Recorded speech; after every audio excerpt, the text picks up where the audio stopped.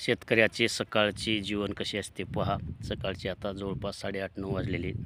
काम चालू आहे.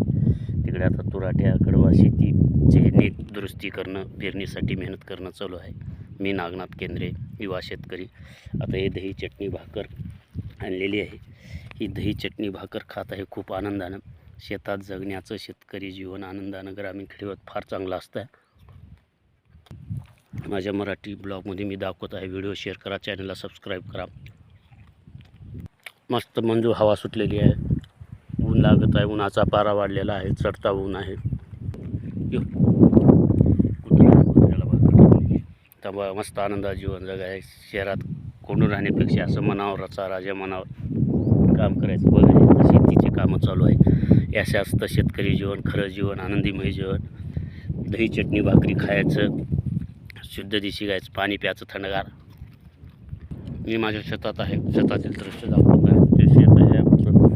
आता एक झटका काम झालेला आहे. सकाळी उठल्या गायचं दूध वगैरे काढल्याच्यानंतर थोडासा व्यायाम, थोडंसं दूध प्राशन करू. आता ही आमची शेतकऱ्याची खरी ब्रेकफास्ट, ज्याला आपण न्याहारी म्हणतो, न्याहारी चालू आहे. ओरिजिनल न्याहारी, पौष्टिक आहार, फिटनेस बॉडी. दही आणि चटणी कांद्याची फिटनेससाठी खूप चांगलं असतं.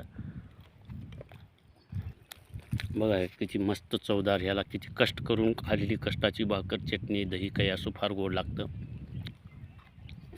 गोड आता मस्त झऱ्याचं पाणी आणलेलं आहे. चटण्याचं पाणी प्यायचं. चॅनलला सबस्क्राईब करा, व्हिडिओला शेअर करा, जास्तीत जास्त सबस्क्राईब करा.